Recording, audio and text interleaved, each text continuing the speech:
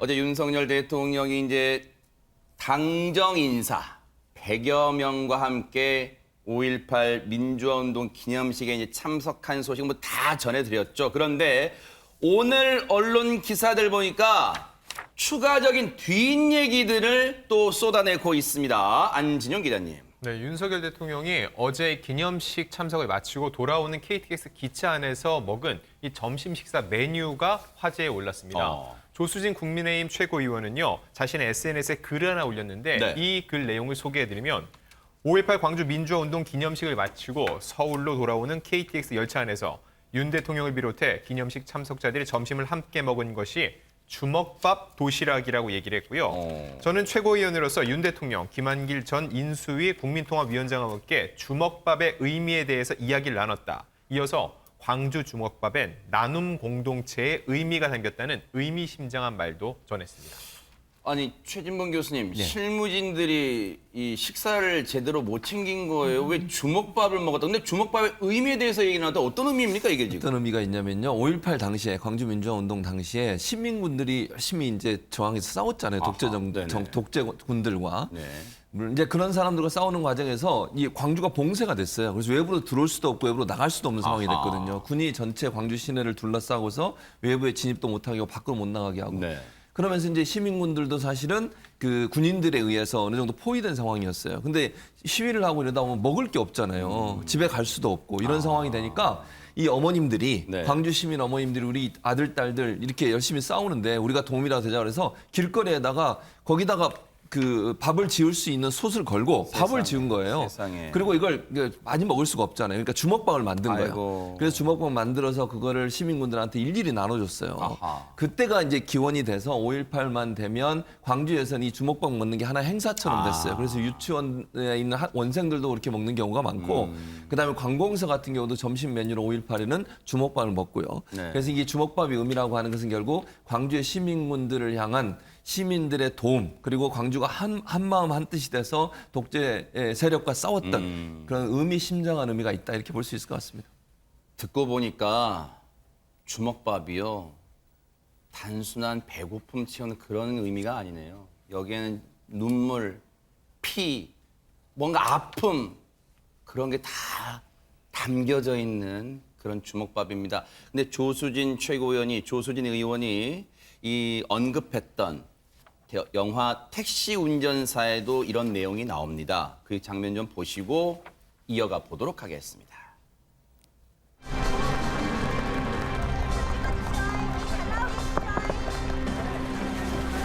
금강산도 식후경이라는데 잠깐 드셔요. 이게 뭡니까? 고맙습니다.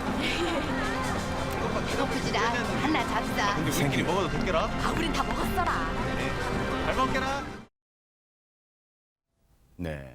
뭐 저런 장면 이제 보시면서 사실 뭐 가슴 먹먹하셨던 분들 많을 거예요. 근데 김수경 교수님, 그러면 조수진 최고위원이 이 주먹밥을 언급했어요. 그러면 거기에 담긴 속뜻도 있을 것 같은데요. 메뉴를 뭘 선정하느냐도 굉장히 정치적인 메시지가 있다고 볼 수가 있겠습니다. 대통령실에서 이제 점심을 준비할 때 이번에는 주먹밥으로 메뉴를 선정하자고 한 것 같아요. 뭐 기억하시겠지만 얼마 전에는 야당 대표 불러서 김치찌개에 소주 한잔 했으면 좋겠다는 얘기를 그렇죠. 했었잖아요. 그 메뉴를 어떻게 선정하느냐가 메시지를 충분히 던질 수 있는 건데 아무래도 점심 한 끼를 먹더라도 호남의 어떤 의미, 광주 민주화 항쟁의 어떤 의미를 좀 되새기자 이런 차원에서 주먹밥을 준비했던 것 같고요. 네. 또 이제 기차에서 계속 이제 그 식사를 하시면서 그 호남의 뭐 여러 가지 현안들, 경제 현안들 같은 것들을 이야기했다고 합니다. 사실 5.18의 어떤 그 의미가 그동안 좀 정치적으로 많이 좀 오염됐다고 할까요? 보수 진영에서는 굉장히 그 의미를 좀 폄훼하는 적도 있었고 또 진보 진영에서는 너무 그것이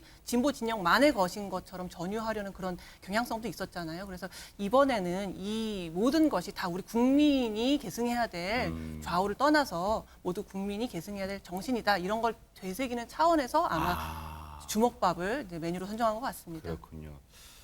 5.18의 아픔이 비단 광주 시민만의 아픔이 아니라 우리 국민의 아픔이라는 점을 강조한 거 아닌가 이런 생각이 듭니다. 그런데 어제 광주 송정역에서는 좀 이채로운 장면이 연출됐다는데 전현 평론가님 어떤 얘기일까요?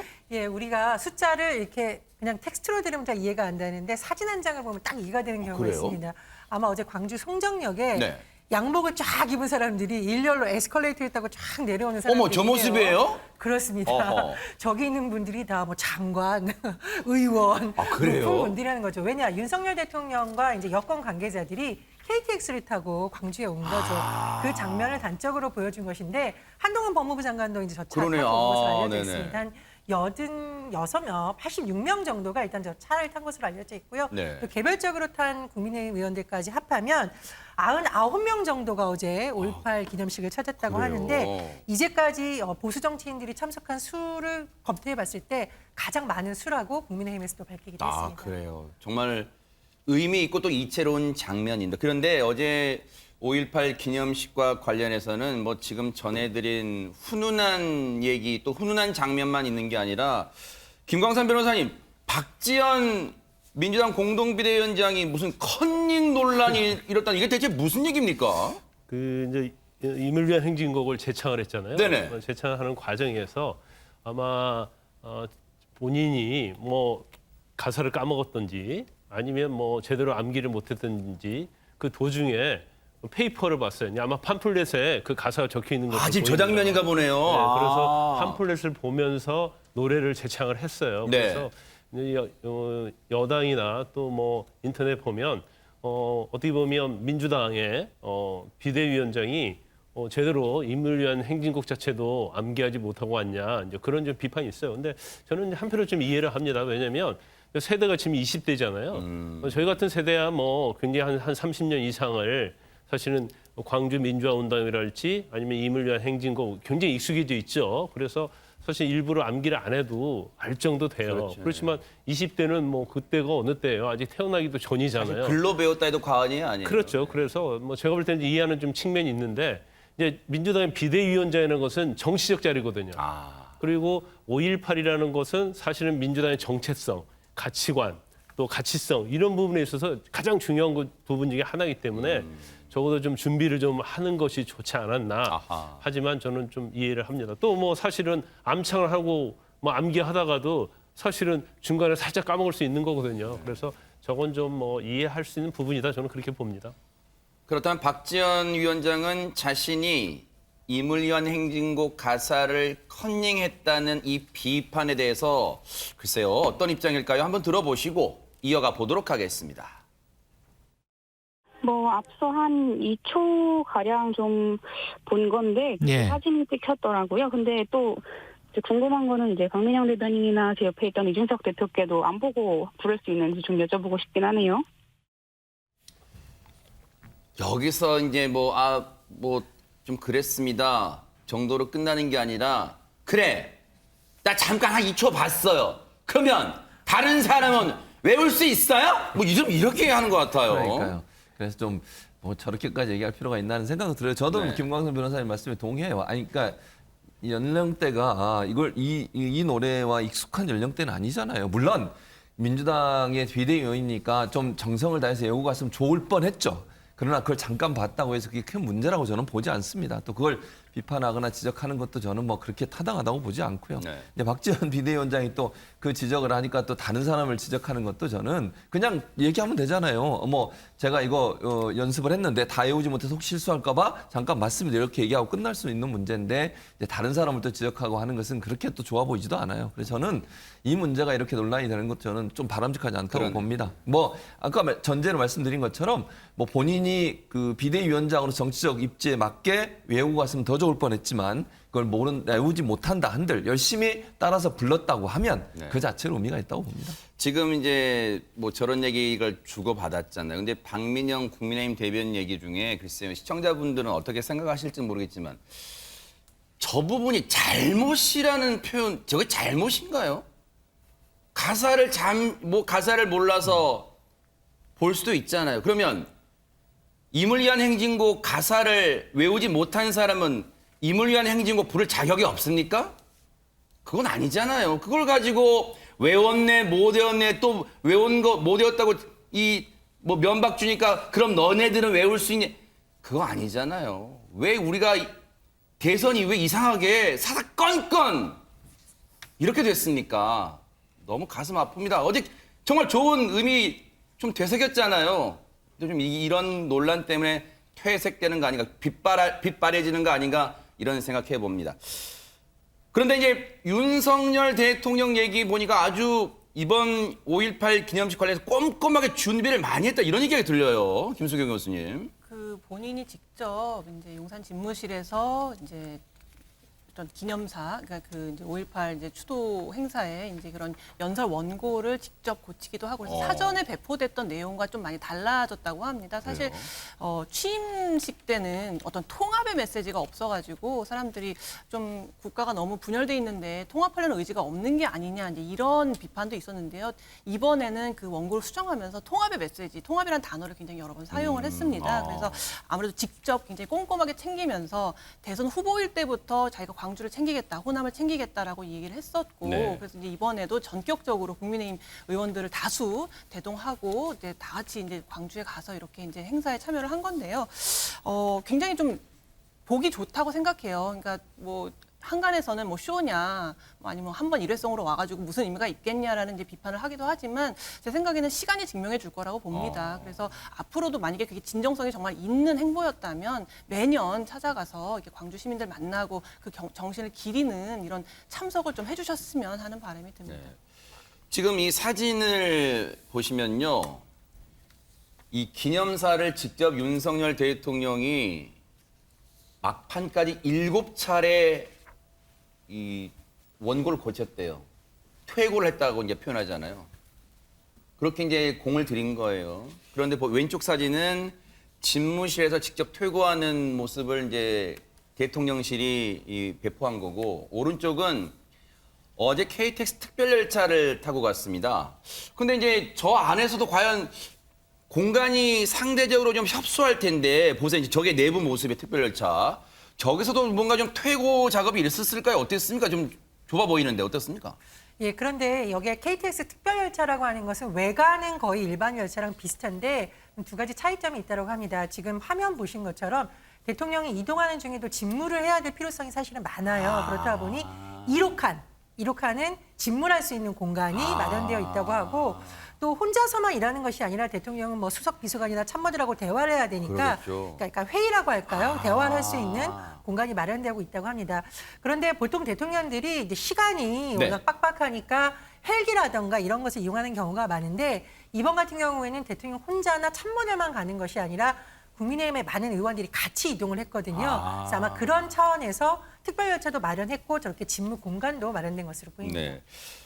사실 KTX 특별열차를 타고 가면 어떤 모습일까? 그리고 그 같이 타고 간 사람들하고는 또 어떤 인사를 나눌까 했는데 많이 사람들 궁금했단 말이에요. 그렇죠. 네. 그러니까 지금 말씀하신 것처럼 만약에 헬기를 타고 갔으면 따로 이동하는 거잖아요. 그렇죠. 대통령은 헬기를 타고 가고 아니고 국회의원들하고 장관들은 KTX 타고 가는데 그걸 함께 가는 이유가 있어요. 함께 가는 게 뭐냐면 스킨십을 늘리는 거예요. 그러겠네요. 그러니까 국민의힘 의원들과 대통령이 직접 만나서 왜냐하면 한 2시간, 1시간 반에 2시간도 걸리거든요. 네. 빨리 가면 1시간 반 정도 걸리는데 그 기간 동안 뒷칸으로 가서 그러니까 집무 공간이 있는 1호칸이 있지만 네. 그 뒤에 이제 국민의힘 의원들이 타고 있잖아요. 가서 인사도 하고 지금 보시는 일일이 거- 진짜 네, 악수하네요. 맞아요. 네. 같이 가시는 분들 장관급들 이런 분들하고 인사하고 스킨십을 하잖아요. 오. 저게 얼마나 의미가 있겠어요. 그러니까 네. 예를 들면 안 그러면 대통령이 국회의원들 만나는 게 그렇게 시간이 많지가 않아요. 그러겠죠, 네. 그럴 기간이. 근데 1시간 반이라는 기간 동안 같은 기차를 타고 가면서 필요할 때 인사도 하고 기자들하고도 스킨십도 하고 이러면서 훨씬 이제 보폭을 넓힐 수 있는 거죠. 그리고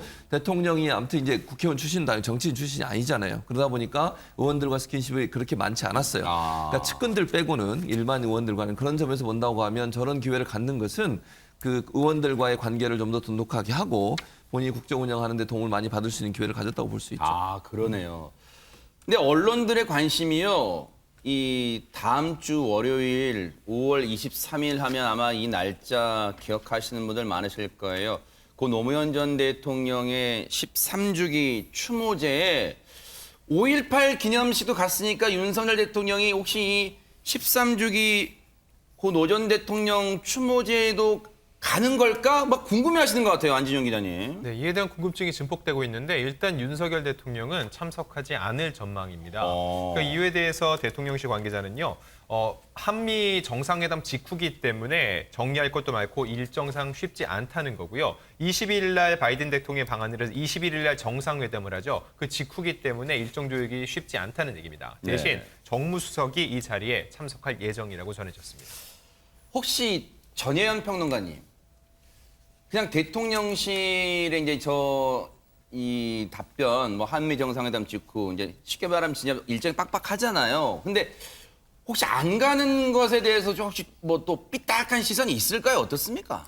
예, 사실 제가 이제 언론 보도를 보고 이런 발언이 안 나왔으면 좋겠다라고 하지만 좀 말씀을 드리면 권양숙 여사의 경우 건강상의 이유로 취임식에 참석을 못했죠. 그랬죠. 대통령 취임식에. 네. 그러니까 뭐 그런 거 얘기하면 우리도 꼭 가야 되냐라고 여권 관계자 익명으로 나온 발언을 봤는데 아유, 세상에. 저는 그렇게 해석할 부분은 아닌 것 같습니다. 네. 그리고 사실은 윤석열 대통령이 후보 시절에 노무현 전 대통령과 김대중 전 대통령의 업적에 대해서 칭찬하고 배우고 싶다는 취지로 말한 부분이 있거든요. 그래서 그렇게 됐으면 좋겠고 또 대통령실에서 한미 정상회담을 이유로 이렇게 해석을 한다면 거기에 대해서 또 자꾸 정치적으로 누군가 논박을 한다면 또 다른 상처가 되지 않을까 해서 네. 이런 부분은 우리가 좀 조심스럽게 접근하면 어떨까 생각이 듭니다. 네.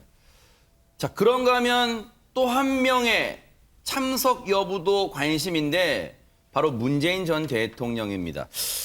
2017년에 그러니까 5년 전이잖아요. 그때는 이제 8주기 추도식 때 그때 직접 참석해서 했던 발언이 있습니다. 한번 들어보시고 이어가 보도록 하겠습니다. 노무현 대통령이 당신이 그립습니다. 보고 싶습니다. 하지만 저는 앞으로 임기 동안 대통령님을 가슴에만 간직하겠습니다. 현직 대통령으로서 이 자리에 참석하는 것은 오늘이 마지막일 것입니다. 이제 당신을 온전히 국민께 돌려드립니다. 반드시 성공한 대통령이 되어 임무를 다한 다음 다시 찾아뵙겠습니다. 그때 다시 한번 당신이 했던 그 말, 야 기분 좋다, 이렇게 환한 웃음으로 반겨주십시오. 저 장면이 저도 이제 기억에 남는데 김수경 교수님 그때 이제 대통령으로서 자리에 참석하는 것은 오늘이 마지막이라는 말을 했을 때는 사람이 뭐지? 라고 했다가 그 뒤에 부연 설명을 듣고 그제서야 그런 뜻 각오였구나 어떤 그런 생각을 했어요. 그렇죠. 이제 당시에 워낙에 이제 진영 간 갈등이 심하고 한국 사회가 너무 분열되다 보니까 비록 이제 진보 진영의 대통령으로 자기가 됐지만 자기를 지지하지 않은 국민에게도 모두 포용하고 통합하는 그런 대통령이 되겠다는 어떤 의지로 첫 추도식은 제가 참석을 하지만 나머지 임기 동안은 오지 않겠다라고 한 거거든요. 그런 어떤 좀 큰 뜻이 담겨져 있었던 거죠. 왜냐하면 계속해서 이제 노무현 대통령의 이러한 이제 추도 행사를 갈 경우에는 너무 진보 진영만의 대통령 아니야? 보수 진영은 아우르지 않는 것 아니야? 이제 이러한 어떤 좀 비판을 받을 수 있기 때문에 모두의 대통령이 되겠다는 의지로 이제 그렇게 말씀을 하셨던 거고요. 근데 이제 이번에는 어쨌든 이제 대통령에서 이제 퇴임하시고 성공한 대통령이 돼서 다시 찾겠다라고 하셨기 때문에 이번에는 주변에도 퇴임하시기 전부터 올해 노무현 대통령의 그 추도식은 참석을 하겠다고 말씀을 하셨다고 해요. 그래서 올해는 아마 참석하실 것으로 예상되고 있습니다. 그렇군요. 근데 2017년 당시 8주기 추도식 보면 앞서 뭐 잠깐 이 영상 나왔겠습니다만 김광삼 변호사님 그때 당시 이제 눈길을 또 끌었던 장면이 이 뒤편 무대 뒤편으로 보면 그 실물 크기의 그 노무현 전 대통령 그 모습 사진으로 된 그 실물 크기의 사진이 있었어요. 네, 이제 봉화 마을에서 아마 그 당시에 전에 이제 퇴임하시고 그때 가장 우리가 기억 남는 게 이제 밀짚 모자 쓰고 그래요, 맞아요, 네. 또 찾아오는 국민들을 맞고 그런 모습을 보였잖아요. 그래서 아마 그의 친숙한 모습을 실물 크기로 해놓은 것 같아요. 그래서 노무현 대통령을 기리고 존경하는 사람들이 다시 향수를 불러일으키는 그런 굉장히 제가 볼 때는 의도에 있어서 굉장히 좋았다고 봅니다. 그런데 이번 추도식의 주제는 나는 깨어있는 강물이다라는 주제라고 봅니다. 그래서 노무현 대통령이 바란 소통과 통합의 어떤 민주주의를 향해 나가야겠다 이런 취지로 기획을 했다고 그래요. 그리고 이제 추도식 현장에서는 그 영상을 상영할 예정인데 노무현 대통령은 우리가 한 게 뭐 성장한 시민 그리고 이전과 다른 권위주의 탈피 이런 부분에 있어서 굉장히 좋은 모습을 보여줬잖아요. 그래서 아마 그와 관련된 영상을 상영할 예정이라고 합니다. 그리고 이 모든 것은 유튜브를 통해서 생중계된다고 그래요. 그런데 지난 이제 코로나 때문에 사실 이제 추도식이 없었어요. 단지 온라인으로만 됐었거든요. 그런데 아마 이번에 문재인 대통령께서 전 대통령이 퇴임을 하셨기 때문에 아마 참석을 하실 것이고 그러면 좀 더 많은 지지자들이 찾아올 것이다 이렇게 봅니다. 네. 의미가 있네요. 뭐 코로나 탓에 그동안 온라인으로 열렸다가 이제는 진짜로 추도식이 열리고 또 문재인 전 대통령 퇴임 후 성공한 대통령이 되어오겠다는 약속도 지키는. 그런데 아마 여러분들도 그런 생각하시겠지만 많은 분들이 그런 생각하실 거예요.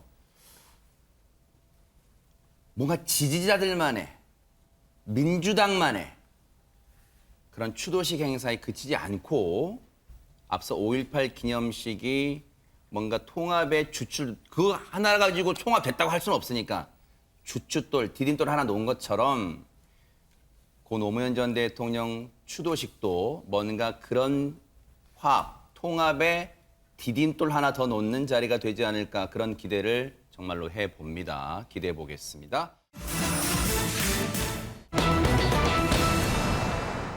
인천 계양을 보궐선거에 나온 이재명 후보 지금 뭐 여러 막 바닥을 누비고 있어요. 그런데 어떤 영상 하나가 또 논란이래요. 어떤 건지 한번 보시고 이어가 보도록 하겠습니다.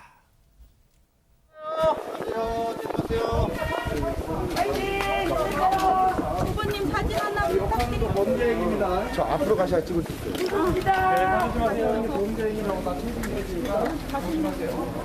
근데 싫어하는 좋아하는 욕하는 아닙니다. 바로 나중에 뭐 범죄행위 이런 말 나오는데 대체 저게 무슨 상황입니까? 안진영 기자님. 네, 19일 유튜브 채널 이재명을 통해 공개된 영상인데요. 이 영상을 찍은 날은 어제 18일입니다. 인천 계양구에서 유세를 하는 도중 지나가는 차량에 타고 있는 한 시민이 창문을 내리고 이 후보를 향해서 욕설을 했던 거죠. 이 차량은 좁은 골목에서 유세를 하고 있던 이런 상황 속에서 서행 중이었는데요. 이 위원장은 이 상황을 보고 참지 않았습니다. 곧바로 해당 차량을 찾아가서 손으로 차량을 두드리면서 욕하는 건 범죄행위다. 다 체증하고 있으니 조심하시라. 싫어하든 좋아하든 욕하는 건 안 된다고 얘기를 했던 거였고요. 그러자 이 위원장을 따르던 지지자들도 차량 탑승자를 향해서 영상 찍었어요라고 얘기하면서 한마디씩 던지고 지나가는 모습이었습니다. 네. 근데 엊그저께도 이제 사실 뭐 곤혹스러운 입장이라고 하면 또 그런 상황인데 이 시민분이 뭐 호프집이었나요? 거기서 막 욕설하니까 이제 주변 분들이 말리니까 놔두시라고 할 말 다 하게 했는데 왜 이번에는 상당히 적극적으로 응대하고 또 특히 뭔가 조심하라, 법적으로 문제될 수 있다. 왜 이런 말을 했을까요? 그러니까 아마 이제 그러니까 그 지난번 그 건이 있고 나서 또 이제 욕설하는 일이 있었던 것 같아요. 제가 현장을 보니까. 그러다 보니까 이제 이재명 후보 입장에서 조금 이제 좀 섭한 부분도 있었을 것이고 또 하나는 이제 저런 일이 또 있을 수 있잖아요. 이제 그런 부분들에 대한 어떤 경고가 아니었나 하는 개인적인 생각입니다. 어쨌든 저는 뭐 개인적으로는 그래도 그냥 넘어갔으면 더 좋을 뻔했다는 개인적인 생각은 있어요. 이제 그럼에도 불구하고 아마 이재명 후보 입장에서는 지나가면서 그냥 욕설을 막 마음대로 뱉고 이러신 분들에게 뭔가 좀 말씀은 해야 되겠다는 생각을 했던 것 같아요. 근데 아쉬운 부분은 이제 정치니까, 정치인이시니까 뭐 다른 사람이면 개인한테 그러면 절대로 안 되죠. 그러나 저는 뭐 정치인 하더라도 욕하는 건 잘못됐다고 생각해요. 아무리 자기하고 반대 입장이더라도 입장을 전할 수는 있잖아요. 왜 여기 나오셨어요? 뭐 예를 들면 이럴 수는 있지만 욕을 섞어서 하면 안 되는 거거든요. 근데 어쨌든 그럼에도 불구하고 정치인 입장이 좀 그래도 아무 얘기 안 하고 갔으면 더 좋을 뻔했지만 어쨌든 저런 일들이 반복되지 않게 하기 위해서 아마도 본인의 의사를 전달한 게 아닌가 이렇게 생각을 합니다. 김광산 변호사님 계시니까 딱 여쭤보면 될 것 같아요. 진짜로 이재명 후보 얘기처럼 욕하는 건 범죄 행위인가요? 어떻습니까? 그렇죠. 그러니까 공공연하게 욕을 하면 범죄 행위입니다. 그러니까 1대1로 욕하는 것 자체는 사실 이제 공연성이 없어요. 그래서 범죄 행위가 아니지만 다른 사람이 있다거나 아니면 뭐 없다 하더라도 전파성이 있는 경우에는 이제 모욕죄에 해당이 돼요. 형법상 모욕죄. 근데 모욕죄 자체가 이제 친구죄예요. 그래서 고소를 해야만이 처벌할 수 있는 범죄죠. 그런데 아마 이재명 후보도 선거를 많이 해봤을 거예요. 그러면 이재명 후보뿐만 아니라 어떤 후보가 나와도 지지자가 있고 반대자가 있거든요. 그래서 사실은 선거 유세를 한다랄지 아니면 뭐 선거 구미 있는데 돌아다니면 요구하는 사람이 항상 있어요. 그러면 제가 볼 때는 이재명 후보는 그런 일을 한두 번 겪었을 게 아니다. 왜냐하면 선거를 많이 했기 때문에. 네. 그런데 중요한 것은 이걸 후보가 직접 대응하면 안 돼요. 왜냐하면 더 큰 불상사가 일어날 수 있거든요. 그래서 참모들이 이걸 제지를 하든지 아니면 법적인 처벌을 해야지 후보가 만약에 직접 그분과 언쟁을 하게 되면 결국 후보의 이미지에 더 타격을 받는 거죠. 그래서 아마 이재명 후보가 너무 화가 나니까 본인이 직접 대응을 하지 않았나 싶습니다.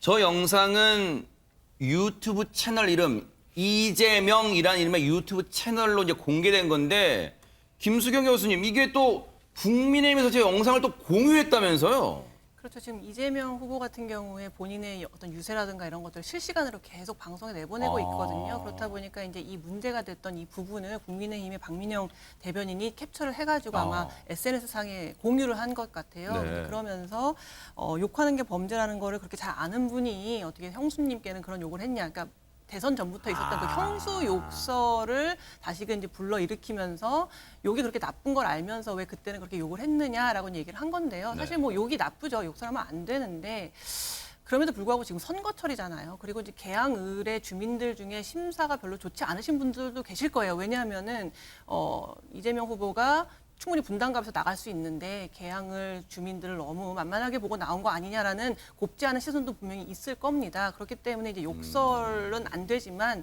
욕을 하신 것 같은데 결국 거기에 대해서 체증하고 있다. 이거 범죄로 문제될 수 있다라고 하면은 너무 시민들의 입장에서는 좀 위축감이 들죠. 좀 협박같이 느껴지기도 하고. 그래서 그냥 며칠 전에 정말로 욕하실 거 다 하시라. 내가 듣겠다라고 그렇게 얼마든지 너그럽게 지나가는 것이 훨씬 정치적으로도 선거공학적으로도 본인의 이미지가 좋아졌을 텐데 왜 이렇게까지 단호하고 좀 위협적으로 대응을 하셔서 괜히 불필요하게 형수욕설 얘기가 다시 나오게끔 하셨을까 좀 미숙했다고 저는 생각이 듭니다.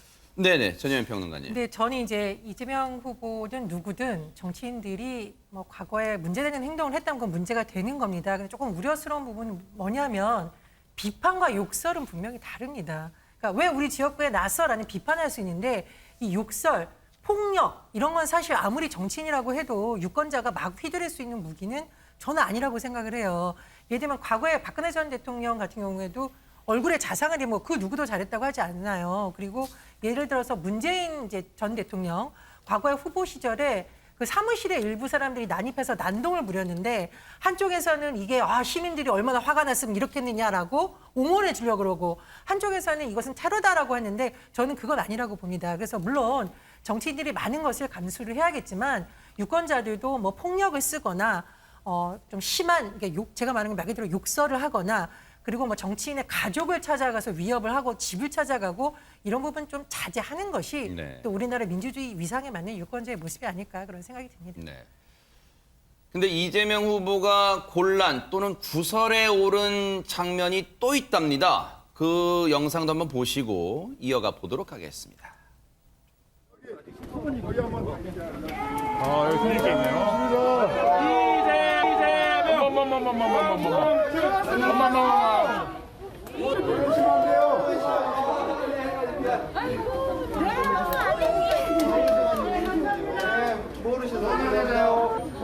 이재명 후보는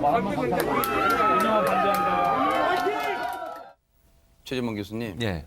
이재명 후보가 요 며칠 신발 때문에 참 곤혹을 많이 겪네요. 그러니까 벤치 그 김은혜 후보도 똑같은 일이 있어가지고 뭐 둘 다 곤욕을 겪었는데 어쨌든 지금 장면은 이제 100% 실수로 보여요. 그 이제 그러니까 들어가는 장소가 신발 신고 들어갈 수 있는 장소인 줄 알고 들어가다가 보니까 이제 신발을 벗고 들어가는 장소였던 게 화들짝 놀라서 나오시던데 뭐 어쨌든 선거하다 보면 여러 가지 일들을 겪게 되는 거죠. 네. 뭐 저는 저거는 100% 실수라고 보여지고요. 뭐 일부러 신발 신고 들어갔겠습니까? 그런 생각은 전혀 아니고. 네. 그래서 저는 이제 이런 부분들을 너무 그 양당 다 마찬가지라고 생각을 해요. 이런 부분들을 너무 정치적으로 이용해서 공격하고 이런 부분을 가는 것은 저는 좀 바람직하지 않다고 생각합니다. 정책적 부분에서 문제가 있거나 정말 윤리적 도덕적으로 일반 유권자들 올 때 문제가 되는 부분들을 적극적으로 지적하는 것은 뭐 그건 타당하다고 보지만 아주 미세한 부분 가지고 자꾸 공격하는 빌미로 삼는 것은 바람직하지 않다고 봅니다. 네. 근데 아마 이 순간 또 그런 궁금증 가지신 분들 계실 거예요. 대선 기간 때 이재명 후보에게 제기됐던 의혹들은 지금 어떻게 돼가고 있을까 궁금하실 텐데, 그런데 때 아닌 내부에서, 같은 당 내에서 이런 목소리가 나왔어요. 한번 들어보시고 이어가 보도록 하겠습니다. 뭐 법카 같은 거는 분명히 문제가 명확하지요. 있고요. 다른 그 백현동 문제나 또는 성남의 도시인가요? 그런 문제에 대해서도 그 의혹이 있다는 걸 알고 있어서 이런 것들도 아까 대장동과 마찬가지로 필요한 부분에 대해서는 그 분명한 그 검찰이 됐든 또는 경찰이 됐든 분명하게 그 조사하고 수사해서 이 밝혀낸다고 저는 생각을 합니다. 경기지사가 되시면 하여간 그런 거에 대한 진상규명에도 뭐 적극 협조하실 의향도 있으신 거죠? 그렇습니다. 야, 이게 전효연 평론가님, 이재명 후보가 저 얘기를 듣고 그렇게 썩 유쾌하진 않았을 것 같아요. 네. 이제 제가 보기에 김동연 후보가 이제 어떻게 보면 정치인으로서 많은 토론을 하셨던 건 아니다 보니까 원론적인 입장을 얘기하려다가 발언이 나온 것 같은데 조금 이제 논란이 될 수 있는 부분은 법인카드 같은 거는 분명히 문제가 명확하죠라고 말할 수 있는 단계는 조금 아닌 것으로 보여요. 왜냐하면 이제 수사가 진행 중이니까 네. 뭐 수사를 하고 있고 그 결과를 보자 정도로 하면은 아마 이재명 후보 측도 뭐 이렇게 할 수 있는데 문제가 명확하다라는 것은 마치 수사가 끝나기도 전에 뭔가 암시하는 듯한 해석이 될 수가 있거든요. 네. 그래서 아마 이번 일을 좀 계기로 정치인의 말 한마디는 조사 하나, 네. 단어 하나도 여러 가지 해석이 나올 수 있다는 측면을 한번 네. 생각해 보시지 않았을까 그런 생각이 듭니다. 김수경 교수님, 사실 뭐 이제 이 뭐 법카 유용 의혹에 대해서는 사실 대선 전에 거의 모든 언론이 뭐 며칠씩 다뤘던 문제인데 저는 이 질문을 좀 드려보고 싶어요. 물론 이제 원론적 얘기를 했겠지만 잠재적으로는 한 5년 뒤에 분명히 김동연 후보와 이재명 후보는 다시 대권 경쟁을 할 거란 말이에요. 뭔가 견제구를 던진 겁니까? 어떻습니까, 지금? 사실 김동연 후보가 이제 대선에 나왔었잖아요. 근데 그때 표방한 것이 뭔가 다당 정치를 하겠다. 그리고 뭔가 자기 소수당으로서 목소리를 내고 기성 정치와 결별하는 새로운 정치를 하겠다라는 이제 기치를 내걸고 대선에 나왔지만 결국에는 이재명 후보와 손을 잡고 기성 정당 안으로 사실 들어가 버리게 된 거잖아요. 네. 그렇다 보니까 그동안 본인이 이야기했던 것과는 결이 잘 안 맞는 거예요. 새로운 정치를 하겠다고 했지만 결국 기성 정치를 하고 있지 않습니까? 그리고 경기지사 후보로 나온 이후에도 계속 명심은 나를 향해 있고 이재명의 어떤 기본소득이라든가 이러한 정책들을 내가 계승하겠다, 그 정신을 계승하겠다고 계속 하다 보니까 기존에 굉장히 나를 각을 세웠던 것과는 전혀 안 맞게 아예 그냥 민주당에 흡수되는 듯한 모습을 보여줬잖아요. 그런데 이번에 이 법카 유용 의혹에 대해서만큼은 이재명 후보가 굉장히 좋아하지 않을, 그동안에 이재명 후보가 굉장히 조율을 많이 해왔는데 어떤 호흡을 같이 한다고 생각됐는데 그거와는 굉장히 결이 다른 발언을 했거든요. 아무래도 본인도 부담이 될 것 같아요. 어쨌든 본인 새 정치를 하겠다고는 해놨지만 결국 그냥 이재명 후보랑 똑같은 길을 가겠다고 하는 모습이 계속 부각되는 것은 자신의 긴 정치 인생을 보더라도 좀 각을 세울 필요가 있다라고 판단을 해서 아마 이런 발언들을 하지 않았을까라는 생각이 듭니다. 그러니까 충분히 그런 합리적 분석 나올 것 같아요. 그런데 이제 이런 얘기를 듣고 이재명 후보가 가만히 있을 리가 없죠. 입장을 내놨어요. 한번 들어보시고 이어가 보도록 하겠습니다. 진상 규명에는 저도 협조하지요. 문제는 법인카드는 제 아내가 쓴 게 아닙니다. 제 아내가 법인카드를 쓴 것처럼 그렇게 말씀하시면 제 아내가 공무원에게, 그러니까 의전 담당 공무원에게 사적인 도움을 받았다. 이게 문제이죠. 이게 그러니까 아내가 안 썼고 의전 비서관이 쓴 거니까 아내는 법적 책임을 졌지 뭐 그런 얘기하는 것 같은데 맞습니까 이게 지금 김광선 변호사님? 저는 뭐 결론적으로는 맞지 않다고 생각해요. 그래요? 김동연 후보가 저렇게 공식적인 자리에서 법카는 명백하다 이런 얘기를 그냥 서툴러서 했을까요? 그렇지 않고 모든 의혹 중에서 법카는 어차피 인정이 될 거 아니냐 이제 그런 취지의 얘기예요. 그런데 지금 이재명 후보의 이 얘기로 한다고 하면 지금 녹취를 할지 여러 가지 사실관계를 보면 의전비서관이 법인카드를 써서 초밥이랄지 소고기 같은 걸 가져다가 집에다 배달을 해준 거잖아요. 물론 카드를 가지고 와서 긁은 사람은 의전비서관 아니면 7급 공무원 뭐 A모 씨겠죠. 네. 그렇지만 그 음식을 가져다 먹은 것은 바로 김혜경 씨, 뭐 아들이 됐건 김영 씨도 됐건 그것은 거의 뭐 명백하지 않습니까? 그러면 카드를 쓴 사람이 가게에서 쓴 사람이 카드를 쓴 사람이에요? 아니면 가져다 먹은 사람이 카드를 쓴 사람이에요? 그래서 이 부분은 뭐 금액이 얼마 될지는 모르겠어요. 금액이 아주 소소하면 사실 뭐 처벌 가치 있을지 없을지 모르겠지만 법카를 의전비서관이 썼다. 만약 의전비서관이 썼다고 한다면 음식 가져왔으면 돈을 줘서 심부름을 시켰다든지 거기에 대한 대가를 주었어야 할 거 아니에요. 그래서 네. 이 부분에 대해서는 제가 볼 때는 논리적으로 맞지 않다 이렇게 봅니다. 네. 사실 이제 이 문제가 이제 앞으로 뭐 수사도 진행되고 하지만 계속해서 뭐 아킬레스건까지는 아니겠지만 계속 곤혹스럽게 할 사안 같기는 해요. 그렇죠. 아무래도 이 문제가 이제 빨리 정리가 돼야죠. 그렇지 않으면 이 문제는 계속 이제 논란이 될 수밖에 없어요. 그래서 경찰과 검찰이 이제 수사를 하고 있으니까 어떤 결론 나온지를 지켜봐야 될 것 같아요. 그러니까 중요한 건 이제 아마 이재명 후보는 이렇게 얘기하고 있는 것 같아요. 이재명 후보 측에서 이제 말씀을 드려보면, 그러니까 그 아내 되시는 분이 그거를 인지하고 있었냐 없었냐의 문제라고 보거든요. 그러니까 받은 건 맞지만 이게 정말 법카를 통해서 산 것인지 사라고 지시를 한 것인지 하는 부분에서는 아니라고 지금 주장을 하고 있는 거잖아요. 그러니까 이제 제가 볼 때는 경찰이나 검찰 이 부분의 연결성을 찾아내야 될 것 같아요. 정말 지시에 의해서 이루어졌고 그것이 이제 명백하게 법카를 통해서 사온 것을 알고 있었음에도 불구하고 계속 지속적으로 지시를 했다면 문제가 될 것으로 보여지기 때문에 이 문제는 이제 지금 뭐 주장은 그렇게 이재명 후보는 하고 있으니까 제가 뭐 여기서 단정적으로 얘기할 수 있는 문제는 아닌 것 같고요. 어쨌든 중요한 건 그 부분의 연결고리를 잘 찾아내느냐가 결국 관건이 될 것 같습니다. 그런데 이재명 후보가 지금 자신의 개항을 보궐선거, 거기에다 지방선거 진두지휘하느라 지금 정신없을 텐데 앞서 이런 아군의 공격. 근데 이재명 후보한테 또 다른 아군의 공격이 있었답니다. 대체 무슨 내용입니까, 안진영 기자님? 한때는 아군이었지만 지금은 아군이라고 할 수 없을 것 같은데요. 바로 민주당 출신인 양양자 무소속 의원입니다.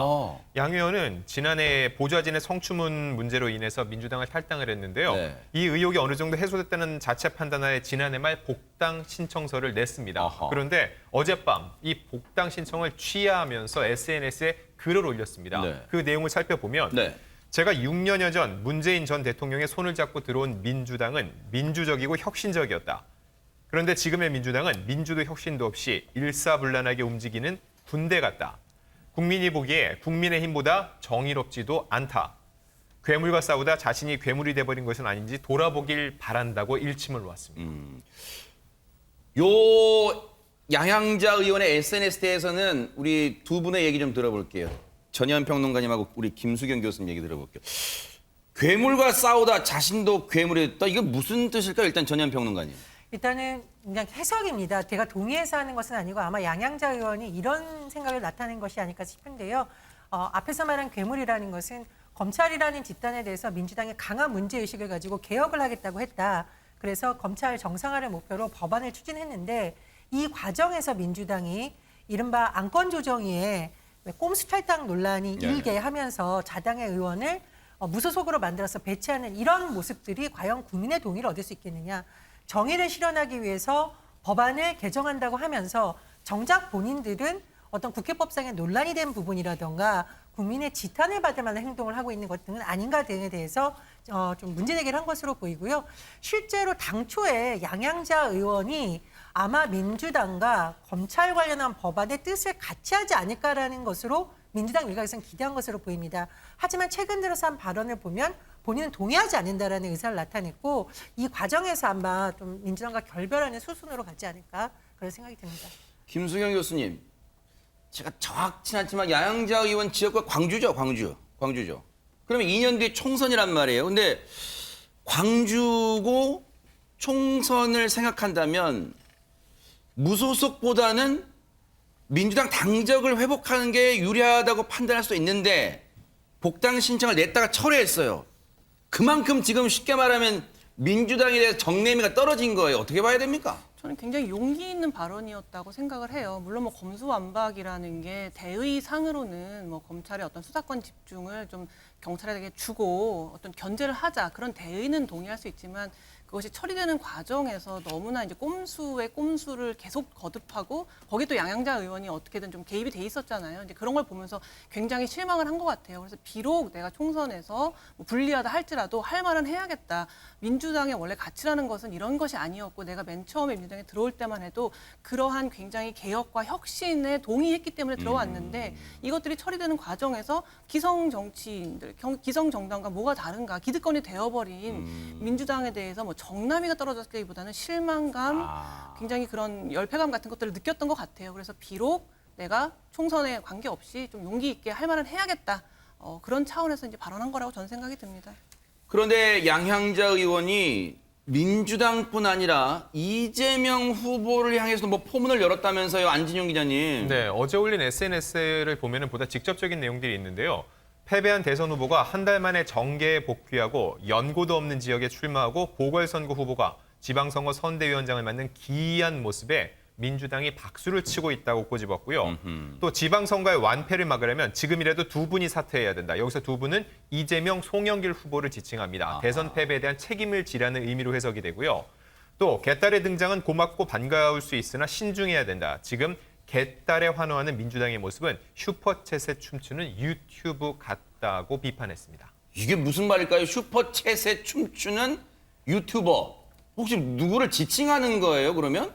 이 유튜브 라이브 방송을 할 때요. 시청자들이 현금 등의 금전적 후원을 하는 것을 슈퍼챗을 쏜다고 얘기를 하는데 이때 금전적 후원이 커질수록 유튜버들이 크게 반응을 하면서 인사를 하고 춤도 추고 있거든요. 여기에 빗댄 표현이라고 볼 수 있습니다. 아하.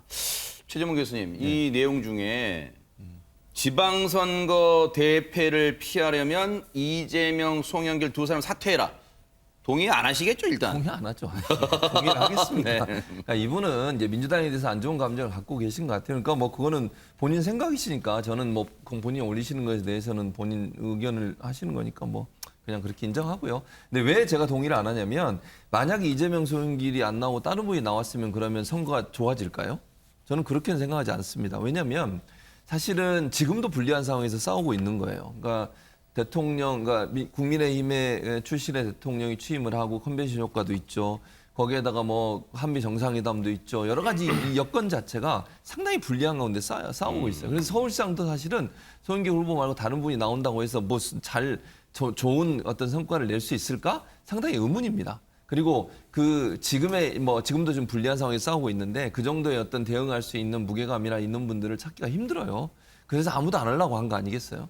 그리고 이제 이재명 후보 같은 경우도 물론 뭐 이재명 후보가 나와서 뭐 모든 판이 완전히 바뀌진 않았지만 그래도 어느 정도 판을 흔들면서 변화의 어떤 모멘텀을 만들 수 있는 기회는 가졌어요. 그런 점으로 본다면 이 두 분이 사퇴한다고 해서 그러면 민주당이 좋은 상황이 될 거냐? 절대로 저는 아니라고 보고 플러스가 되면 될지 마이너스가 된다고 보진 않습니다.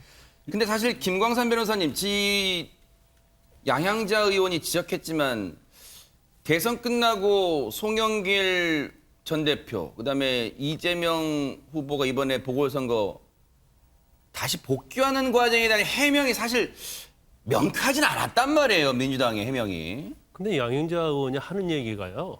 사실은 뭐 국민의힘에서 했던 얘기 아니고 민주당 내부에서도 있었던 얘기예요. 그래서 사실 뭐 우리 최진문 교수는 뭐 지방선거파를 흔들고 있다 이런 얘기를 하는데 저는 그렇지 않다고 봐요. 이재명 후보가 출격을 하면서 지금 지방선거에 어떤 블랙홀이 이재명 후보에 가 있는 거예요. 그러니까 대선 전에 비호감 후보, 계속적으로 문제가 있었던 부분, 대장동일지 이런 것들이 계속 드러나기 때문에 오히려 지금 민주당의 다른 후보들의 모습은 보이지 않아요. 이재명 후보만 보인다는 거죠. 그래서 네. 오히려 이제 지방선거에서 이제 마이너스다 이런 생각을 저는 하고 있고 네.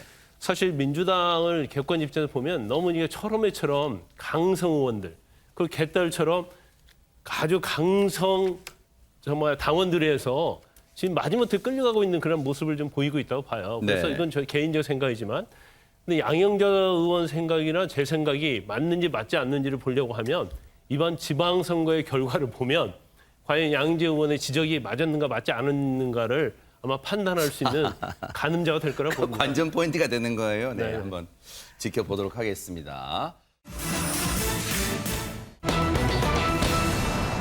6일 지방선거에 출마한 후보들이 오늘은 0시 땡 치자마자 움직였다는 왜 그런 거예요, 안진영 기자님? 네, 19일부터 공식 선거운동이 시작됐기 때문인데요. 오는 31일까지 13일간 유권자의 표심을 잡기 위한 진검승부에 돌입하게 됐습니다.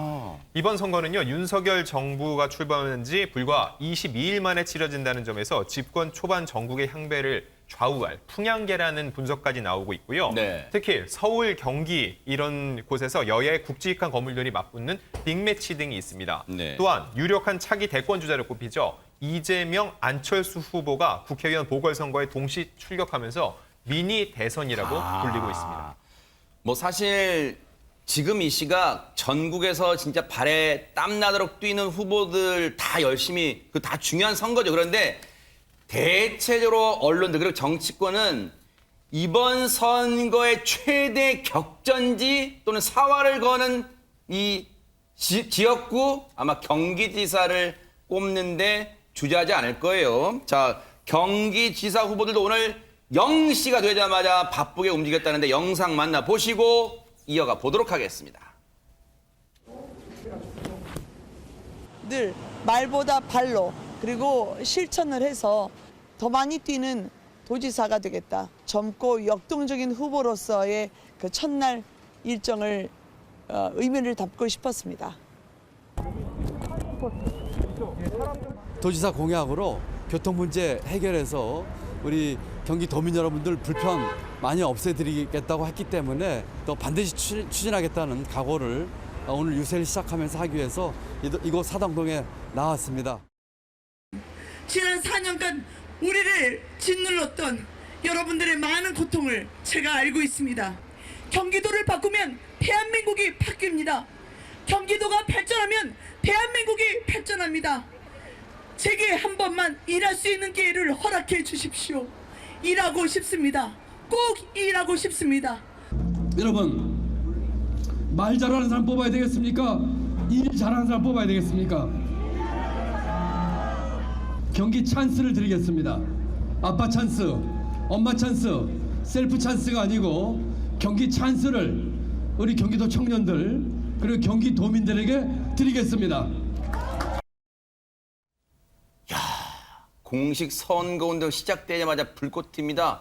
근데 아무래도 경기지사 지금 여론조사 이마다 박빙 구도를 보니까 아마 입술 더 바짝바짝 마를 거예요. 당연하죠. 경기도지사 선거가 사실은 가늠자가 돼버렸어요. 그러니까 수도권에서 서울은 이제 국민의힘이 유리한 상황이고 이런 상황이다 보니 경기도지사를 누가 가져가느냐가 결국은 누가 이겼냐를 승패를 좌우하는 중요한 가늠자가 돼버렸고 그리고 이제 김은호 후보는 잘 아시는 윤석열 대통령의 이제 복심이라고 얘기가 되고 있고 또 김동연 후보 같은 경우에 대선 과정에서 이재명 이제 당시의 후보와 단일화를 했기 때문에 명심과 윤심의 대결이다 이런 얘기까지 나오고 있는 상황이기 때문에 여기서 이기는 것은 사활을 걸 수밖에 없어요. 그리고 표차가 별로 없어요. 거의 뭐 붙어 있기 때문에 어느 누가 유리하다고 얘기할 수 있는 상황도 아니다. 이런 상황이다 보니까 결국은 온 힘을 집중해서 결국 싸우는 것이고 김동연 후보도 이제 제가 개인적으로 만나봤는데 그런 얘기를 하더라고요. 본인은 지는 상황이라고 생각하고 싸우고 있다. 이런 얘기를 해요. 그만큼 절박하게 싸우고 있는 거예요.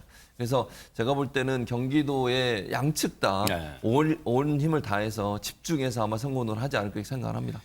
근데 역시 정치인은 정치인이에요. 싸울 땐 싸우더라도 같은 자리에 딱 마주치면 또 얼굴 확 바뀐다면서요, 안진영 기자님. 네, 두 후보 어제 한 행사장에 함께 나란히 나타났는데요. 경기도 체육인 한마당 행사였습니다. 이 자리에 참석을 해서 경기도 체육 발전을 위해 노력하겠다고 입을 모았는데 이때 마스크를 착용하고 나란히 앉은 두 사람 지금 사진이 나오고 있죠. 이렇게 악수를 나누면서 친근한 모습을 보여주고 있는데 속마음 궁금하다. 속마음이 다른 궁금합니다. 모습입니다. 네, 저런 상황에서 또 이렇게 또 마스크가 또 절묘하게 반쯤 가리고 있어가지고 묻고 있겠죠. 네. 어쨌든 앞서도 잠깐 얘기 나왔으면 전현 평론가님 지금 언론사들이 발표하는 여론조사마다 정말 조금 미세하지만 뭐 엎치락뒤치락 해요 지금. 예, 그렇습니다. 그런데 MBN이 리얼미터에 의뢰해서 16일, 17일 이틀간 여론조사를 실시했는데 이건 정말 초박빙입니다. 그래요? 네. 네. 김은혜 국민의힘 후보 43.8%, 김동연 민주당 후보 43.2%입니다.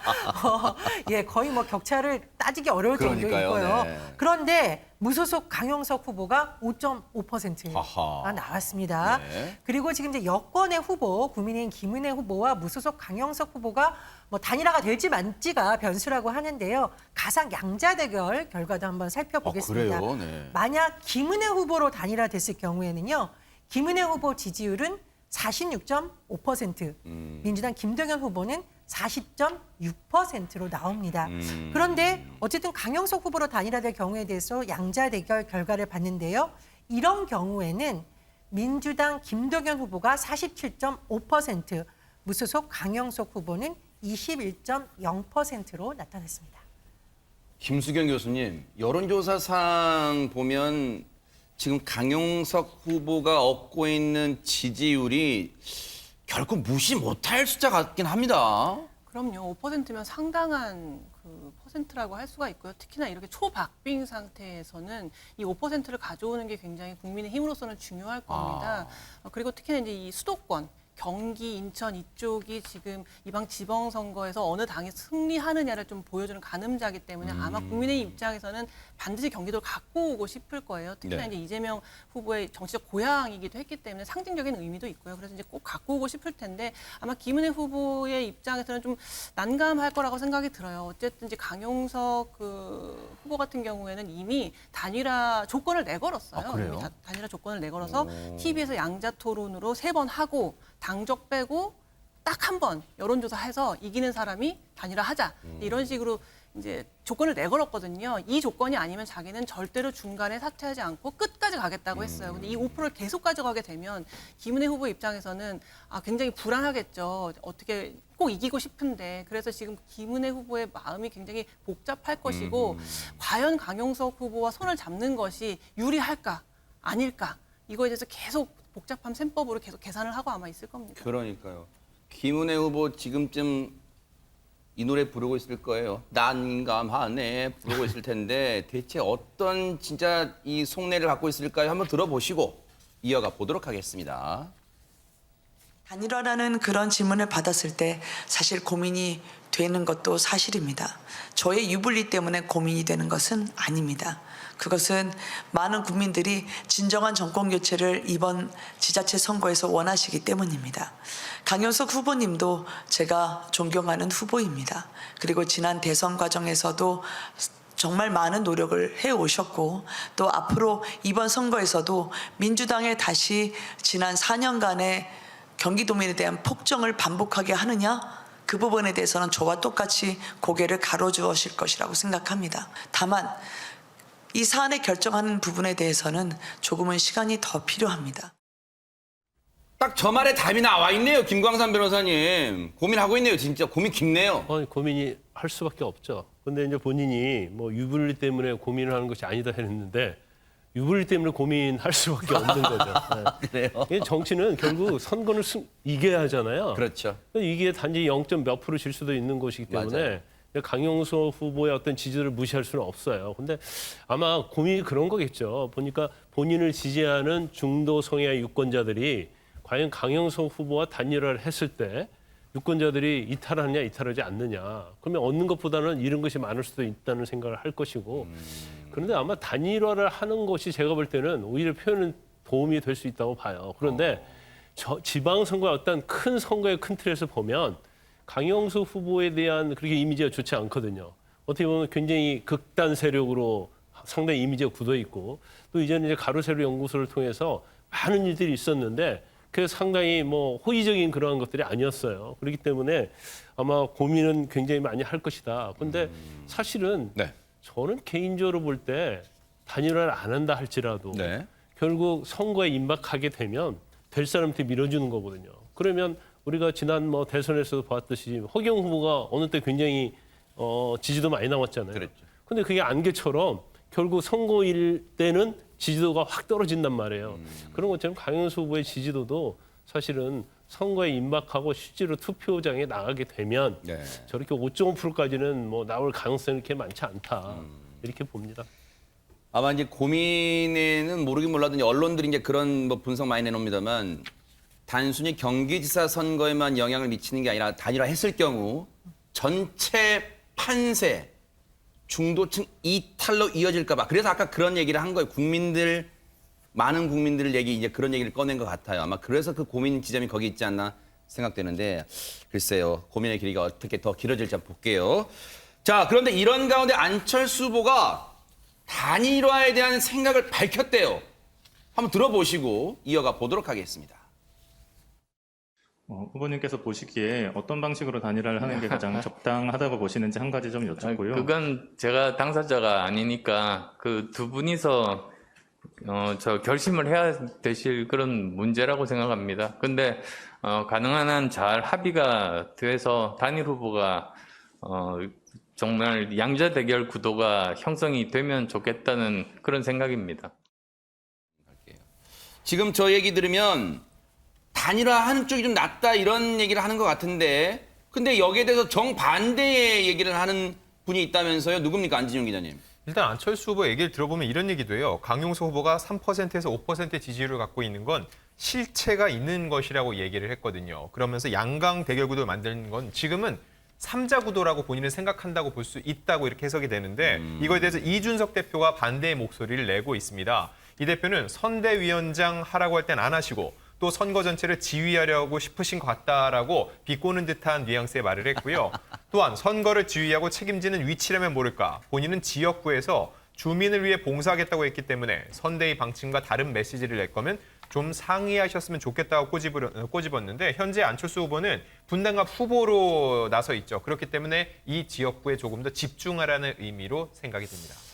야, 또 저 대목을 보면 김수경 교수님 여전히 합당을 했지만 두 당이 합당을 했지만 여전히 안철수, 이준석 두 사람 간의 앙금이 여전하다. 뭐 그렇게 좀 느껴집니까? 사감도 조금 들어있는 것 같아요. 아무래도 사실 단일화는 안철수 후보가 전문가인데 본인이 늘 이제 단일화를 많이 해봤기 때문에 본인 생각에는 단일화 하는 게 좋겠다고 생각을 했는데 이준석 대표는 강용석 후보하고도 조금 별로 감정이 안 좋죠. 뭐 성상남 의혹 같은 것들을 강용석 의원 이제 후보가 제기했기 때문에 여러 가지 사감이 좀 작동하고 있다고 보고요. 아무래도 이제 이준석 대표는 결국 선거 막바지에 가면은 강용석 후보에게 갈 표가 결국 사표가 될 수 있기 때문에 김은혜 후보에게 올 수도 있다. 그러니까 굳이 단일화하지 않아도 좀 시간이 지날수록 우리에게 유리할 수 있지 않겠나라는 계산들이 섞여서 사감과 함께 안철수 후보랑은 좀 이렇게 등을 척을 지는 듯한 이런 말들이 나오고 있는 것 같습니다.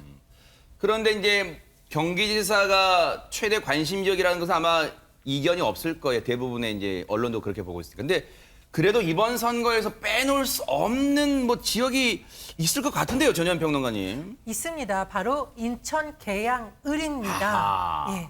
뭐 보도 나올 때마다 관심을 갖는 곳이죠. 그렇죠. 일단 민주당에서는 전 대선 후보였던 이재명 후보가 출격한 상태이고 국민의힘의 윤영선 후보도 요즘 굉장히 많은 활동을 하고 있는데요. 여론조사 결과 MBN 리얼미터 16일, 17일 교사 결과입니다.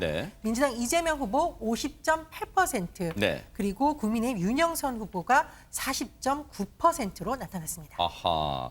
일단은 이 부분도 이제 아직은 이제 공식 선거운동 개시됐으니까 뭐 이미 운동장 기울어졌다 그러면 윤영선 후보가 서운할 테니까 일단 지켜볼게요. 어떻게 흘러갈지. 그래서 이제 오늘 선거운동 첫날 여야 지도부가 모두 인천에 집결했습니다. 영상 만나보시고 이어가 보도록 하겠습니다. 적인 지원을 약속하는 공약 실천 서약을 진행하겠습니다. 인천을! 인천 시민을! 오늘은 역사적인 날로 기록될 겁니다. 바로 제2의 인천 상륙작전이 시작되는 날입니다. 인천 자존심이 걸려있다. 저는 그렇게 보고 있습니다. 인천이 도피처입니까? 아니죠. 근데 누가 도피해 왔죠? 이거 단죄해야 됩니다. 진행하면서 이긴다! 우리 다 같이 일꾼! 예, 여러분 감사합니다. 저 박남춘 지난 4년간 오직 인천만 바라보고 일했습니다. 심판만 하면 손은 누가 키웁니까? 대선은 끝났지만 세상이 끝난 것은 아니다. 사실 언론들이 대부분 경기지사 이 선거가 중요하다고 하지만 인천도 중요한 게 여론조사 발표마다 엎치락뒤치락 하더라고요, 여기도. 그렇죠. 맞아요. 네. 뭐 인천시장 같은 경우에는 엎치락뒤치락해요. 그러니까 초기에는 좀 유리하다고 판단하고 현직이었으니까 박남춘 시장이 그랬었는데 점점 여론조사가 지금 왔다 갔다 하고 있는 네. 상황이어서 여기도 장담을 못해요. 그래서 이제 왜냐면 이게 연동이 돼 있잖아요. 지금 이재명 후보가 여기에 출마를 하면서 인천시장과 함께 뛰고 있어서 그러네요. 이제 국민의힘 입장에서는 아무래도 여기에 좀 타격을 주고 싶은 것 같아요. 그러니까 그냥 총출동해서 그냥 공격을 하시는데 뭐 앞으로도 그럴 것 같아요. 이재명 후보의 어떤 그 많은 부분 좀 상처를 내야 국민의힘 입장에서는 유리한 상황이라고 판단하신 것 같고 그래서 아마 앞으로도 인천 지역은 양당이 아주 치열하게 격돌하는 그런 지역구가 될 가능성이 있다고 보여집니다. 네. 어쨌든 지금 선거가 오늘 이제 첫 시작인데 공식 선거운동 시작이 벌써 한 며칠 지나가 좀 뜨겁습니다. 앞으로 이 선거전도 뉴스파이터가 따라붙어 보도록 하겠습니다.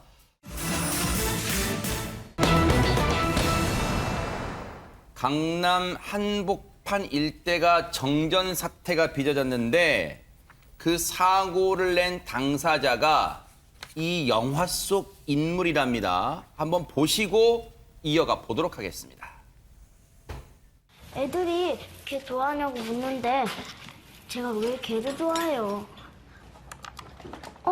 소세지다. 나도 소세지 좋은데. 돈 벌어서 뭐 할 건데? 짜잔! 네일 아트 할 거예요. 우리 반에서 내가 제일 잘해. 아저씨도 해줘요? 요새는 남자들도 많이 해요.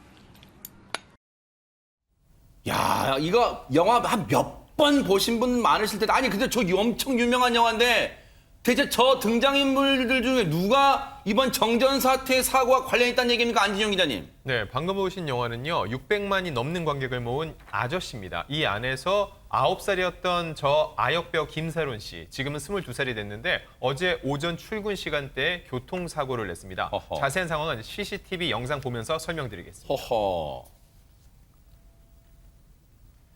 검은색 SUV 차량이 우회전을 하며 도로로 진입하더니 갑자기 속도를 내면서 인도로 돌진을 합니다. 이 상태로 20초쯤 서 있던 이 차량, 슬슬 후진을 하더니 현장을 빠져나가는데요. 허허. 어제 아침 8시쯤 발견한 이 사고, 당시 운전대를 잡았던 이는 배우 김세론 씨였습니다. 허허. 문제는 김세론 씨가 몰던 차량이 인도 위에 있던 가드레일과 변압기 등을 들이받으면서 인근 상가 곳곳이 정전이 됐고 신호등까지 꺼지는 등의 혼잡이 빚어진 겁니다. 세상에. 아니 저 사고 상황을 보면은 글쎄 뭐 졸음운전입니까? 운전미숙입니까? 뭡니까 전현 평론가님? 그런 건 아닌 것 같습니다. 지금 전해진 바에 따르면 경찰에 여러 좀 신고성 제보가 들어왔다고 할까요? 그래요? 그런 일이 이미 있었다고 합니다. 눈에 띄게 흔들리는 차가 돌아다닌다라고 신고가 접수가 됐었다는 거고요. 경찰이 출동을 하게 된 건데 이 김세롬 씨가 사고를 난 이후에도 보면 바로 차를 세우고 내린 것이 아니라 네. 일단 600m 정도 운전을 하고 가다가 붙잡힌 상황이라고 해요. 어허. 그리고 또 경찰이 술 냄새가 나는 것 같으니까 확인해야겠다. 그래서 이렇게 후 불라고 하잖아요. 네네. 음주 측정을 하려고 했는데 본인이 거부해서 결국은 체열을 해서 그 이후에 돌아갔던 상황이라고 합니다. 하하. 아니 김광산 변호사 지금 김세론 씨 얼굴 앳된 얼굴 이제 없어지고 이 성인 됐으니까요. 그런데 흔히 음주 단속할 때 뭐 앞서 말씀하셨지만 후 불잖아요. 네. 근데 그게 양성이 나오면 뭐 당연히 음주운전입니까? 아니면 또 그게 오류가 있을 수도 있습니까? 아니 먼저 음주 단속할 때는 음주 감지기를 부르라고 하죠. 아하. 그래서 거기에서 양성이 나오면 음주 측정을 해요. 그런 이제 측정 수치가 있는데 측정 수치가 내가 술 먹은 거에 비해서 너무 많이 나왔다 그럴지 아니면 난 술을 먹지 않은데 나왔다고 이의를 제기하면 이제 혈액 채취를 하죠. 동의를 얻어서. 그래서 병원에 가서 혈액 채취한 다음에 이제 국가서 가서 감정을 의뢰를 합니다. 그래서 일반적으로 측정 수치에 대해서 본인이 동의를 못 할 때는 체열을 해요. 근데 김세론 씨 같은 경우에는 아예 나는 측정하지 않겠다. 체열을 해달라고 이렇게 얘기를 한 거예요. 그래서 이제 체열을 했는데 네. 아마 결과는 뭐 적어도 일주일 이상 있어야지 나올 걸로 보입니다. 그래요? 왜냐하면 네. 국가수로 가기 때문에. 네. 그런데 저도 수많은 음주 사건도 해봤는데 그 측정하지 않고 체열을 해가지고 측정 것보다 낮게 나온 적이 없어요. 왜냐하면 측정은 그 혈중 알코올 농도인데 체열을 하게 되면 이제 혈액 속에 있는 알코올 농도인데 이것은 너무나 정확한 거예요. 그러니까 호흡에 비해서는 대부분이 10중 8구는 다 훨씬 더 높게 나옵니다. 네. 그러다 보면 나중에 이제 체열을 요구했던 사람들이 후회하는 경우 굉장히 많이 있죠. 그래서 이 김세론 씨 같은 경우는 측정기에 불지는 않았기 때문에 더 높냐 낮냐는 따질 수 없지만 아마 측정기에 대고 부른 것보다는 더 높게 나왔을 것이다 이렇게 볼 수 있어요. 아니 근데 앞서 영상 CCTV 영상 보면요. 진짜 흔들거리다가 뭘 들이받았는데 그게 이렇게 큰 게 변압기였어요. 근데 그래놓고 현장 떠났단 말이에요. 그러니까요. 그러니까 변압기를 받은 가로수 가드레일 변압기를 들어봤다 보니까 3종 세트예요? 그렇죠. 문제가 되는 건 뭐냐면 변압기를 들어봤으니까 어떻게 돼요? 전기가 끊어져요. 아하. 전기가 끊어지면 3시간 정도 전기가 끊어졌는데 지금 이거네요. 지금 흔적이 맞아요. 있어요, 지금. 아하. 지금은 이제 고쳐놓은 건데 네. 문제는 뭐냐면 그 옆에 있던 가게들이 영업을 못해요. 어머. 카드 결제가 안 돼. 세상에. 그런 일이 발생하게 됐고요. 또 하나는 아하. 문제면 신호등도 안 됐어요. 네. 그러니까 신호등 같은 경우에 전기가 안 들어오면 신호등이 꺼지잖아요. 아이고. 그러니까 저게 엄청나게 아침이었거든요. 저 네. 시간이 7시 몇 분이었는데 그렇게 여러 가지 작동을 그러니까 여러 가지 문제를 발생시킨 거죠. 네. 여러분. 이 한 사람의 이 실수가 주변에 있는 많은 사람들한테 엄청난 피해를 불러왔다고 볼 수 있습니다. 이거는 실수인지 아니면 범죄인지 왜 김수경 교수님 현장에서 좋지도 않고 떠난 거예요? 아니 소속사 입장은 내야 되는 거 아닙니까? 그 사고가 있은 뒤에 소속사에서는 딱히 사과 메시지는 없었고요. 허허. 그냥 체열 검사를 받았다. 그리고 그 결과는 2주 후에 나올 것이다. 그리고 추후 경찰의 요청에 의해서 수사에 성실히 임하겠다라는 말만 했어요. 그렇다 보니까 이제 비난이 쇄도를 했죠. 그래서 다시금 이제 오늘 입장문을 내고 음주 운전으로 발생한 사고로 여러 가지 심려를 끼쳐서 죄송하다라는 이제 사과 메시지를 내기는 했는데요. 아마도 이제 김세론 씨가 알려진 인물이다 보니까 너무 당황스러워서 그 현장을 모면하려고 한 게 이렇게 큰 문제로 이제 불거진 것 같은데 사실 네. 연예인들은 본인의 이미지만 망가지는 게 아니라 본인으로 인해서 여러 영화 스텝이라든가 드라마 스텝이라든가 여러 사람들이 일하고 있잖아요. 그렇죠. 그 사람들의 일정까지도 다 망가뜨리는 거기 때문에 굉장한 책임감을 가지고 일해야 되는 일인데 왜 이렇게 무책임하게 그러니까. 사람을 죽일 수도 있는 맞아요. 음주운전을 했는지 정말 안타깝습니다. 사과문도 제대로 안 하고 이게 지금 답이 뻔하잖아요. 영상 그리고 주변 분들이 비틀비틀하는 차가 있다고 막 제보가 새도 있다는 거예요. 신고가. 그런데 안진용 기자님 앞서 말씀하셨지만 그때는 정말 사랑받았던 아역 배우인데 지금 이렇게 돼버렸어요. 한순간에. 그런데 이 논란으로 다른 배우가 해명을 했다? 왜 해명을 한 거예요? 그때 관련된 거예요. 이분이 왜 그런 겁니까? 사고 당시에 차량에 동승자 한 명 있었다고 하는데 이 동승자가 20대 여성으로 알려졌거든요. 아하. 그럼 연예인이 아니냐라는 궁금증이 커졌고 하필 또 절친했던 이 김보라 씨, 이 배우가 며칠 전에도 SNS에 함께한 사진을 올린 적이 있기 때문에 지목을 받았던 겁니다. 이거에 대해서 본인이 그림, 제가요라고 하는 그림을 올렸는데 결국 우회적으로 자신은 아니라는 걸 얘기를 했고요. 경찰 확인 결과도 김보라 씨는 아니고 이 여성은 동승자는 20대 비연예인인 것으로 확인이 됐습니다. 네. 글쎄요. 왜 그랬을까요? 출근 시간대 비틀비틀 정황상 늦은 시간까지 뭔가를 드셨을 거 아니에요. 그렇다면 사과는 1분 1초라도 빠른 게 정석입니다. 지켜보도록 하겠습니다.